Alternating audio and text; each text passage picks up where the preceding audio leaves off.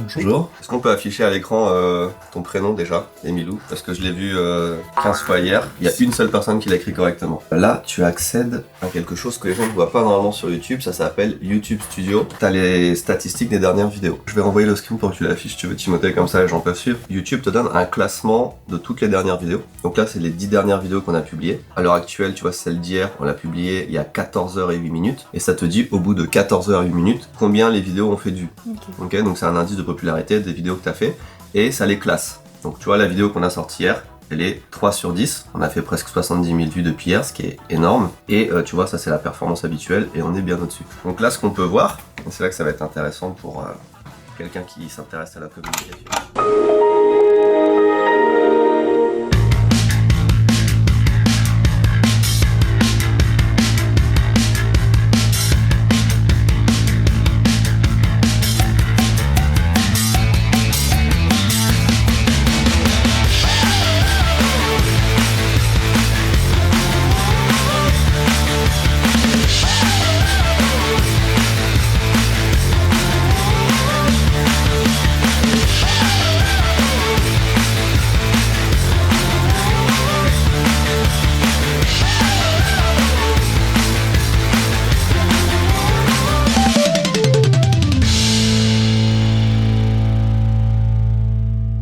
Là vous le voyez pas souvent, mais là on fait le petit brainstorming pour faire des sponsors. Mais en fait là on a une petite idée pour Cybergos. On va faire une petite tier list des fantômes. Je suis pas sûr de l'idée, mais on peut tester. Donc là on va très loin quand même. On fait une petite tier list. C'est quoi ces fantômes? Je les connais Ça pas. Fantôme de l'opéra. Voilà. Demande à lui, c'est la Il y a que lui qui. C'est moi qui connaissais, donc mais bon. Bon, moi j'avais Casper. Oui, Attends. bah oui. Moi j'aurais bien mis quelque chose de SOS fantôme, genre le gros qui mange. Ah, qui fait que manger. Un fantôme connu. Allez, t'as 10 secondes. 10, 9, 8. Des Pokémon, je sais pas. Fantominus. Fantominus. Ah non, c'est un spoil, j'allais dire un truc. Le sixième sens? Oui. Oh putain, on avait pareil. Sadako, c'est vrai que c'est un. C'est pas mal. Hein. Sadako, c'est pas un fantôme. Bah si. C'est un esprit, mais. Après c'est un fantôme.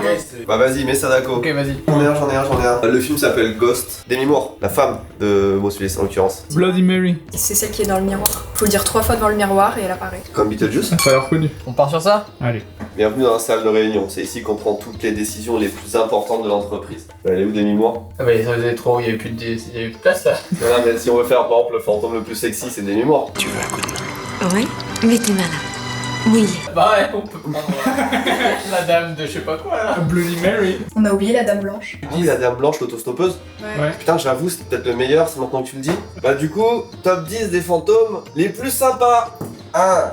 Non, Casper, il est plus sympa. Ouais, Casper. On va plutôt faire top 10 des fantômes que tu aimerais bien que ce soit ton pote. Glouton, t'as pas envie que ce soit ton pote, Non, mais tu non. fais que bouffer. Bon, il est marrant. Elle, après lui là. Oui, ah oui, elle est insupportable. Oh, tu l'avais mis à la fin, lui. Ça se trouve, il est sympa. Hein. Ah, Mais lui, je pense qu'il a des belles histoires à raconter quand même. Lui, on l'a peut-être connu dans un moment sombre de sa vie. Et puis, peut-être. Ouais, c'est vrai. Bon, top 1 des fantômes les plus pratiques. Bonjour. Cybergos VPN. À toi, explique pourquoi t'es plus pratique que les autres maintenant. Des fois, quand vous vous baladez sur internet, des vilains hackers essaient de voler vos données personnelles. Et Cybergos VPN. Hein? Non, je veux dire, on peut y aller. Bon, ils sont partis. Continue, Ouais. on est bien. Ah, Cybergos VPN vous permet de masquer votre adresse IP en chiffrant vos données. En plus de ça, Cybergos VPN vous permet de débloquer le contenu géobloqué, comme le contenu de Netflix, ou Disney+, Hulu, et bien d'autres services qui sont bloqués dans votre pays, que vous pouvez accéder directement grâce à Cybergos VPN. Je vais te dire la liste des pays pas connus dans lesquels je suis allé l'année dernière. Vous allez me dire s'il y a des serveurs à votre avis CyberGhost ou pas. La Bulgarie. Oui. Oui. L'Estonie. Oui. Oui. La Moldavie. Non. Si. Oh. La Macédoine du Nord. Non. Non, Non, je pense pas. Ils sont aussi en Macédoine du Nord. ouais. Si tu vas sur Ok. Netflix nord-macédonien, c'est possible. Et tout ça jusqu'à 7 appareils en même temps, un tablette, téléphone, télévision connectée, ordinateur bien sûr, pour seulement 2,03€ par mois, soit 83% de réduction si vous prenez l'abonnement de 2 ans. Profitez également d'un service après-vente en français, 24 heures sur 24, 7 jours sur 7. En plus, vous avez 45 jours satisfaits ou remboursés, donc il n'y a aucune raison de ne pas tester le service. En vrai, on va pas se le cacher, c'est quand même moi le meilleur. Regardez-moi ça, ça n'a aucun sens, personne connaît. Ça m'énerve. Et il l'a pas. Et n'oubliez pas, le lien en description. De Benoît, c'est le sujet de cette vidéo aujourd'hui. Comment ça va, Timothée? Ça va très bien, écoute. Je suis content pour toi que ça aille très très bien. On a fait un petit setup cuisine pour vous parler exceptionnellement de la de Benoît, pour faire un petit point d'étape sur la pâte à tartiner, parce qu'on va enclencher l'étape 2. Bon, il y a beaucoup de choses à dire sur l'aventure entrepreneuriale de la pâte à tartiner. Vous et nous, ensemble, on découvre un petit peu ce monde. C'est une première pour nous de sortir une pâte à tartiner. On apprend plein de choses. On tire beaucoup aussi de leçons de ce qu'on fait dans le passé et on essaye de s'améliorer. Donc aujourd'hui, on va faire un premier bilan en 2 étapes. Le premier, on va parler un petit peu de l'accueil du produit et de comment on va faire en sorte pour que ça plaise de plus en plus. Et le deuxième, c'est comment on va faire pour étendre ce produit, parce que je vous l'avais déjà dit au tout début, mais mettre en vente la pâte à tartiner sur Tout Simple Parfait, c'est l'étape 1, et après il y aura plusieurs étapes évidemment tout au cours de la vie de cette pâte à tartiner. On a déjà déclenché la phase 2, vous le savez pas encore, mais c'est en cours et ça marche très très bien. Phase 1, on revient un petit peu en arrière, juste pour vous expliquer l'histoire de cette pâte à tartiner. L'un d'entre vous, que j'adore, nous a envoyé de la pâte à tartiner qu'on a vraiment adoré. Et on est rentré en contact avec l'artisan qui la faisait, de fil en aiguille de discussion, en allant voir son atelier et sa production, etc. On s'est dit, faisons un truc ensemble, quelque chose d'assez nouveau, autant pour lui que pour nous. Et l'idée, c'était de faire un produit original, en se basant sur son savoir-faire et ce qu'il fait déjà, mais en rajoutant un petit peu la petite touche de ce que moi j'aime bien, ce que je pense serait un petit banger. Donc on a sorti une pâte à tartiner, on va dire classique, et une pâte à tartiner un peu moins classique, à la framboise. Donc c'est vraiment des recettes originales, particulièrement celles-là, qui ont été faites pour nous, avec une chaîne de production qui est mise en route pour nous, etc. Donc c'est un gros taf, surtout que nous, l'ambition, c'est pas forcément de vendre des millions de pots par mois, c'est juste de nous se faire plaisir avec un truc que vraiment on aime bien, et j'espère de vous faire plaisir avec un truc qu'on aime tous. Donc on a lancé ça il y a un peu plus d'1 mois, je pense. Ça a très bien marché. Ça a très bien marché en tout cas en vente. On avait 650 pots, je sais plus, de la pâte classique et c'est parti dans la soirée. Et on avait pareil 600 et quelques pots de celle-là. Et là on est out of stock également. On a vendu les derniers pots là il y a pas longtemps. En revanche, ce qui a été un petit peu plus difficile, c'est le prix, parce que c'est assez cher. C'est assez cher pour plusieurs raisons, parce que déjà c'est un produit artisanal, c'est pas un produit industriel. Et nous, on a une production personnellement, pas l'artisan qui fait ça, mais nous en centaines de pots. Donc on peut absolument pas rivaliser avec le Nutella ou d'autres marques qui se vendent dans le supermarché, et on peut pas non plus rivaliser avec un artisan qui va faire sa pâte à tartiner et la mettre sur le comptoir de son magasin, parce que nous entre temps il y a plein d'étapes. Je vais vous détailler un petit peu ça et vous dire les efforts qu'on arrive à faire pour faire baisser les prix, la stratégie qu'on va mettre en place après pour que ce soit de moins en moins cher. C'est vraiment intéressant d'un point de vue entrepreneurial, vous allez voir. Donc là, on a une pâte à tartiner que on a lancée à 16 € le pot, ce qui, je sais, est un coût élevé pour une pâte à tartiner. D'ailleurs, on a retenu une première leçon, c'est que globalement, les gens, enfin en tout cas une grande partie de notre audience, sont prêtes à mettre du prix quand c'est quelque chose de qualité. Moi aussi, personnellement, je préfère mettre plus cher pour avoir quelque chose de mieux, mais c'est plus facile à faire, et ça se comprend aussi, quand c'est pour un objet qui reste, un t-shirt, un mug, un truc comme ça, que pour un consommable. Parce que du coup, une fois que tu l'as fini, ton pot, il te reste plus rien. Et donc c'est plus difficile, effectivement, de mettre plus d'argent dans un produit, indépendant du niveau de qualité, hein. C'est plus difficile de mettre plus d'argent dans un produit qui ne reste pas. Je le comprends totalement. Après, nous, il y a des réalités financières qui sont derrière un produit comme ça, qui fait que on pourra de toute façon pas s'aligner, on l'a déjà dit, avec des produits qui sont fortement distribués dans tous les cas. Pour vous détailler un petit peu ce pot de Benoît, on l'a mis en vente 16 €. L'un des facteurs qui fait que c'est très cher, c'est que on en a produit très peu. Donc on met en place toute une production, voilà, juste pour vendre quelques centaines de pots. Au final, c'est normal que ça coûte très très cher. Donc une première façon de faire baisser ce prix, c'est d'en vendre plus. Et là, étant donné qu'on a fait sold out le premier jour, on a pu relancer une première prod, et je vais vous expliquer après, mais déjà une deuxième prod, et maintenant on fait des milliers de pots. Donc déjà on a un prix qui va mécaniquement baisser. On fait des économies d'échelle, et c'est comme ça que ça marche aussi avec un producteur. Plus on fait, et moins ça coûte cher. Donc là, vous serez ravis d'apprendre que maintenant sur Tout Simple Parfait, le pot est passé de 16 € à 14 €. C'est déjà pas mal, en tout cas pour nous. Sachant que dans un pot, si on fait le détail, je vais pas vous donner les prix exacts parce que voilà, il y a des accords de confidentialité, des trucs comme ça, et je peux pas parler pour les autres non plus, mais globalement dans un pot, il y a pas loin de la moitié, c'est de la production du pot. Là-dessus, tu rajoutes globalement 2,50 € nous en moyenne de logistique. C'est pas un prix fixe parce que c'est en fonction du nombre de commandes qu'on fait, du volume qu'on fait, mais globalement on compte 2,50 € en moyenne, et ça compte le stockage, l'expédition, donc tout l'emballage, le service client, toute la manipulation du produit, la réception, etc. 2,50 € pour l'ensemble de tout ça. Après il y a évidemment des taxes, une TVA qui vient de se rajouter, et après il y a tous les frais qui sont associés au commerce en ligne, c'est-à-dire les frais de paiement, les pourcentages de la boutique Shopify, etc. etc. Ce qu'on vise comme marge sur un pot, c'est minimum 2 €. Enfin, c'est ce qu'on vise sur un produit de base, c'est-à-dire que même si on vend un pins, on se dit un pins, faut qu'on fasse 2 € dessus au minimum. Sinon c'est pas rentable de faire un produit et qu'on gagne pas 2 € dessus parce qu'il y a plein de gens qui travaillent, etc.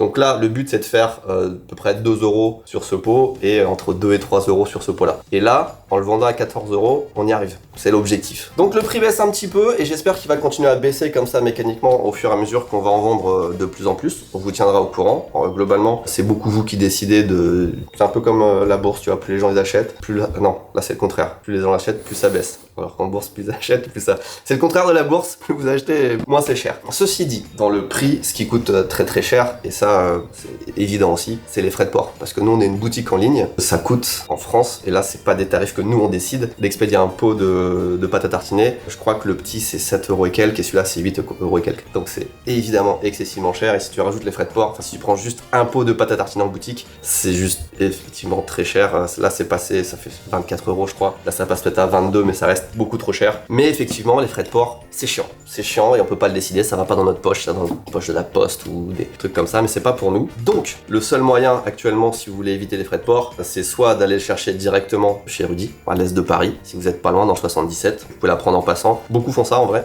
Soit vous faites des plus grosses commandes, du coup ça coûte moins cher, ou vous ajoutez un autre panier et ça fait baisser les frais de port. Et si vous êtes au-dessus de 100 €, les frais de port sont offerts sur Tout Simple Parfait. Mais globalement, on peut pas faire plus.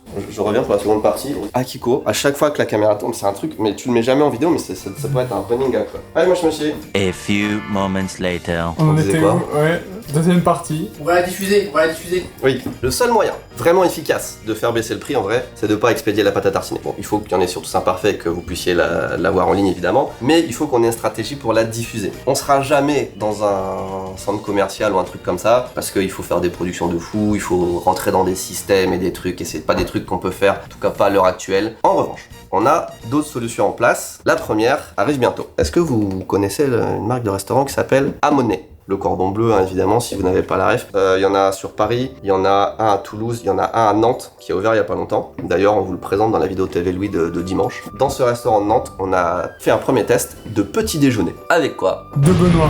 De Benoît. Donc, si vous voulez juste goûter, même pas acheter un pot, juste vous faire une idée, un truc comme ça, et que vous êtes à Nantes, j'espère que ça va se déployer un petit peu plus. Vous pouvez aller prendre un petit déj. Si je dis pas de bêtises, c'est environ 7 € le petit déjeuner, je crois. T'as un grand pain au lait avec de la de Benoît, un jus de fruits et un café, un truc comme ça. C'est super bon. Ah! C'est bon ça! C'est juste dans le centre-ville de Nantes, donc si vous passez par là, allez tester. Non, me dis pas qu'on va pouvoir le goûter quand on viendra en France parce que ce sera déjà déployé sur celui de Paris. Alors là, c'est en phase de test, le petit déjeuner, mais j'espère que ça va se déployer un petit peu partout, c'est l'objectif, on va voir si ça marche, si ça marche pas. Donc première phase de test, c'est déjà déclenché depuis quelques semaines et l'accueil est très très bon, en tout cas dans le restaurant de Nantes. Ils sont trop cool en plus, ceux qui ont ouvert à Nantes, allez voir, franchement, le resto est hyper grand, il fait 2 fois la taille des autres pour l'instant. Franchement, c'est trop cool. Et ça, c'est juste l'étape 1, l'étape 2, c'est qu'on travaille aussi sur un dessert. Pas que ce sera disponible quand on viendra en juillet pour qu'on pourra goûter. Ça par contre je pense que ça va être déployé assez vite partout. Voilà. Donc C'est un truc qu'on veut entendre ça. voilà, c'est le déploiement un petit peu en France de la de Benoît. Je suis super content de ça. Mais on va pas s'arrêter là. Alors c'est pas tout de suite, mais l'ambition c'est aussi de vendre la de Benoît dans les restaurants à Monet. Et là, alors ça va prendre encore quelques semaines parce que c'est pour ça que je vous dis tout à l'heure qu'on a relancé une deuxième prod parce qu'on est en train de mettre ça en place avec Amonet. Mais du coup, ça va pouvoir être encore moins cher. Parce que si vous vous rappelez le petit graphe là qui s'est affiché, il y a quand même pas mal du prix, c'est la logistique pour l'expédition en ligne. Ça va fortement diminuer. Pas disparaître parce qu'il faut quand même déplacer les pots d'un endroit à l'autre de France. Globalement, ça nous fera économiser pas mal d'argent, pas loin de 2 € sur un pot. Donc l'ambition, c'est de le vendre aux alentours de 12 € en magasin. Si on peut faire moins de 12 € chez Amonet, c'est trop bien. Et on gagne, nous, 2 € à peu près sur le pot en le vendant 12 chez Amonet. Ça change quand même pas mal entre un pot que vous achetez maintenant avec les frais de port où c'était pas loin de 24 € au lancement et après vous allez le prendre quelque part, c'est 12 €. Bah divisé par 2 hein. Divisé par 2 juste en quelques semaines, sachant qu'il y a toujours moyen d'optimiser après petit à petit j'imagine, mais on en est là dans la réflexion. Qu'est-ce que j'ai pas dit encore? Qu'en vrai il se passe plein de trucs avec la 2. Faut pas jouer avec les couteaux, c'est pas bien. Let's go, t'as pas beaucoup le temps, je sais. 2 questions. Déjà, est-ce que t'es chaud de venir à la Japan Expo? Oui, énormément chaud. Nous, on arrive le 1er juillet, du coup, dis-moi, toi, t'es dispo. On regarde, normalement, t'as une place dans l'appart et tout. Et on te regarde si on arrive à trouver des billets d'avion qui coûtent pas le prix d'un rein. Deuxième chose, du coup, Théo, il m'a dit que t'avais expédié les protos. Ouais, c'est ça. Donc, en gros, le tien, il va arriver mercredi. Ouais, j'ai envoyé séparément parce que j'avais peur que ça n'arrive pas à temps. C'est pour ça que j'ai pas trop le temps. Je suis en train de finir le blanc, celui d'Akiko. Ouais. Et lui, il va partir demain matin et il arrivera arrivera vendredi. Attends, on est d'accord que t'as des enceintes mais que tu utilises ton écran. Attends, c'est mais complètement- les gars, c'est exactement, j'attendais justement. Non mais tes enceintes déjà elles sont pas allumées. T'as branché la Focusrite Je ferai ça après. On va rester comme ça pour l'instant. Je J'entends gère rien. ça après. Je suis comme ça sur l'écran. Il faut un petit cap rapide pour faire, ça peut se faire en 2 spi ou Non, mais t'inquiète. Ouais, c'est un peu chiant. Tu vois, il y a un truc qui est quand même fou, et c'est là que c'est intéressant de parler aussi entrepreneuriat, c'est que tu fais un pins, tu vois, là on vient de le sortir cette semaine, là, ce pins là par exemple. Les pins on les vend 5 €. Bon, on en fait des quantités, je crois que c'est 1000 pins, un truc comme ça, ou 500 pins, je sais pas. Mais sur un pins, c'est assez facile de gagner 2 € par exemple. On fait plus de 2 € de marge, on fait peut-être 3 € et quelques de marge sur un pins. Ça dépend des pins en vrai. Mais mettons qu'on fasse 3 € sur un pins, on gagne plus sur un pins que sur un pot de Benoît. Alors que c'est tellement plus facile à faire, ça n'a rien à voir. Hein, on peut sortir un pins tous les jours si on veut. Alors que de la pâte à tartiner, pour faire ça c'est des mois de travail, enfin tu vois. Donc c'est assez dur, il y a vraiment des produits qui vont rapporter facilement, bon, même si on va pas vendre des milliers et des milliers de pins hein, non plus, mais je veux dire, tu vois, c'est dans les calculs que tu fais, le niveau de difficulté que tu mets. C'est un peu le même ratio qu'on a sur YouTube par exemple, où sur YouTube, dès on fait une vidéo, alors faut atteindre un certain niveau évidemment, mais dès que t'as un certain niveau de popularité, beaucoup de gens qui te regardent, bah c'est assez facile de gagner 10 000, 20 000, 30 000 € sur une vidéo quand t'es un gros youtubeur avec juste un sponsor, et ça c'est juste de l'argent qui rentre, alors que si tu veux gagner la même chose en faisant des vêtements, bah là faut dépenser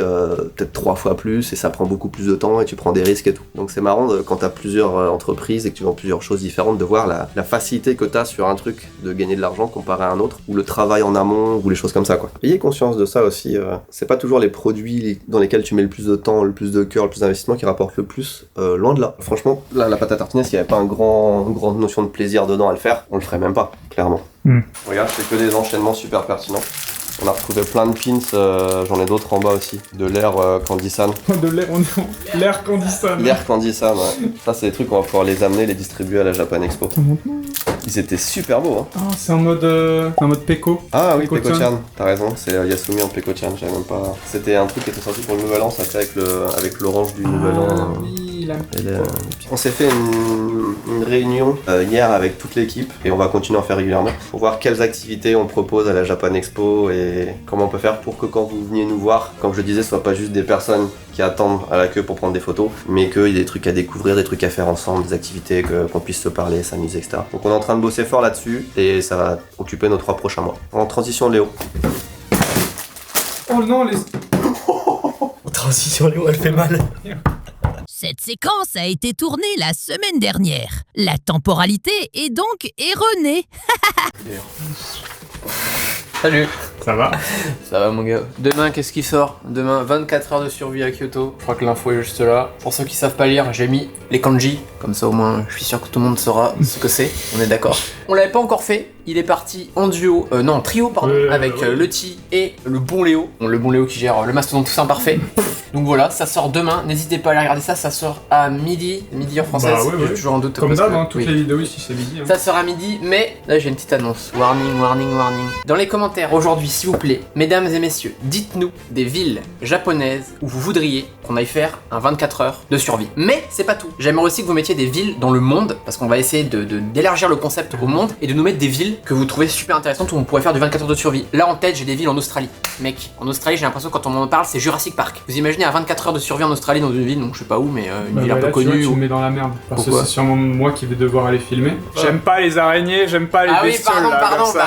bah, donc oui, bon, bah, peut-être des trucs plus simples. Bah, vous mettez pas forcément des trucs horribles, mais ouais, des trucs où il y a un challenge, il y a des petites choses à faire, tu vois, un peu. Ouais, si tu me dis, bon, bah, 24 heures de survie, je sais pas, moi, bon, à Paris, je pense que c'est bon, qu'on a ouais, il y a peut-être des trucs à faire, je sais pas en fait, mais je pense qu'il y a peut-être pas Vancouver par exemple, 24 heures à Vancouver, et on peut aller voir le bon Jackie, ça peut être sympa. Ouais. 24 heures de survie à Vancouver, tu vois, il y a plein Avec de les- lieux comme ça. Avec les zombies sous fentanyl là. Ouais, bon, allez, je te donne que des mauvais trucs. En vrai, non, en vrai, Vancouver et tout, c'est des belles villes. Donnez-nous des idées super sympas où vous imaginez il y a des lieux etc.